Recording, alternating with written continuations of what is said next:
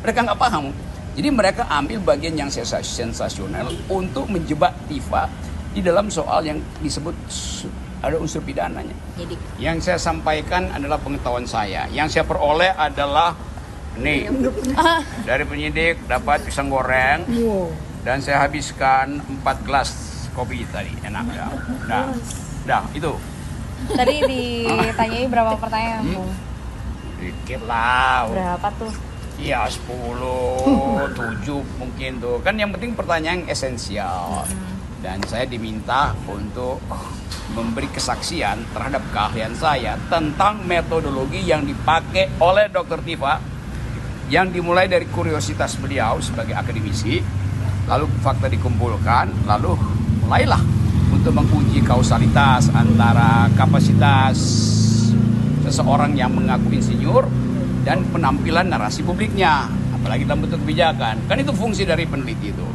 Dan saya bilang saya mengerti, walaupun saya bukan ahli neuroscience atau cognitive science, tapi metodologinya saya paham tuh. Karena saya mengajar metodologi di banyak instansi. Jadi terlihat bahwa Dr. Tifa sudah memenuhi semua, sebut aja, persyaratan prosedural akademis, dan itu tidak ada yang dia tutupi. Kan diperlihatkan di dalam buku yang berjudul tadi saya sebut, bukunya benar nggak, White, Jokowi's White. Iya. Jadi buku itu yang harusnya dibaca, bukan sensasi di Twitter, di sosial media, itu kan beda dong. Jadi itu intinya. Oke? Jadi penelitian yang dilakukan oleh Dr. Tifa ini tidak menyalahi prosedur, tidak ada unsur pidana.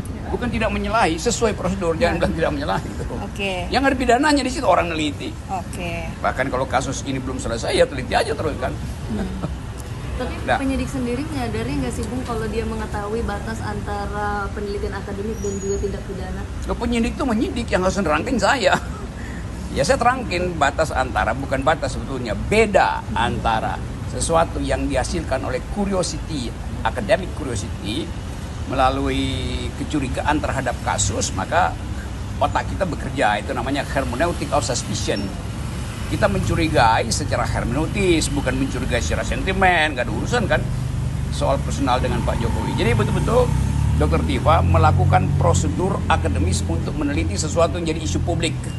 Supaya publik mengerti bahwa apa yang diteliti itu hanya untuk mendudukan persoalan secara akademik gitu. Nah sensasi itu urusan sosial media lah, yang ngulik-ngulik segala macam. Tapi itu tidak bisa terhindari karena sifat dari penelitian selalu harus dipamerkan, difestivalkan, namanya the Festival of Ideas, Festival of Knowledge itu. Tetapi publik menangkap bagian yang sensasi aja, nggak ada soal. Kan kalian tuh yang bikin sensasi kan. Tapi sensasi juga hak kalian. Karena semua isu publik pasti bagian sensasinya harus tiba lebih dahulu. Tetapi jangan sekedar tiba di dalam kulit sensasi. Lihat substansinya tuh. Riset itu memerlukan data. Riset itu memerlukan kecurigaan. Riset itu memerlukan penelitian ulang. Jadi berulang-ulang di riset. Dan yang fair, Dr. Tifa memperlihatkan hasil risetnya di dalam bentuk buku, dicetak dan bisa diakses semua orang. Gitu. Tapi Dr. Tifa sudah menyandang status tersangka. Ini gimana dari Abang lihatnya? Dia tersangka karena ada urusan tadi. Jadi anggap menghina. Mana ada penelitian yang isinya menghina. Kan itu intinya kan. Menghina atau mencemarkan nama baik itu adalah reaksi publik atau terutama reaksi kalangan Pak Jokowi terhadap Dr. Tifa kan gitu. Coba tanya misalnya lawyernya baca nggak buku itu tuh, mengerti nggak apa itu hermeneutic of suspicion, mengerti nggak apa itu cognitive science, mengerti nggak apa itu neurofilosofi, kan mereka nggak paham. Jadi mereka ambil bagian yang sensasional untuk menjebak Tifa di dalam soal yang disebut ada unsur pidananya. Meneliti itu nggak ada unsur pidananya itu. Berarti nggak ada pencemaran nama baik, ujaran kebencian berdasarkan SARA ya? Ya apa dasar mencemarkan nama baik, mau namanya aja bukan namanya nggak diketahui. Relasi personal itu yang memungkinkan terjadi pencemaran nama baik. Kalau saya dendam pada orang, saya cemarkan nama baiknya. Kalau saya nggak kenal, ngapain saya cemarin? Bego dong itu. Nah tadi disebutkan kalau ijazah ini asli tapi orangnya palsu. Maksud orangnya palsu itu gimana? Ya itu yang terlihat di dalam pembuktian melalui riset. Jadi itu hasil riset, bukan hasil omong-omong. Kan tadi menyarankan restoratif justice ya dengan adanya pidana ini, ya? Enggak sih, enggak ada urusan dengan restoratif. Saya hanya urusan dengan metodologi ansih gitu.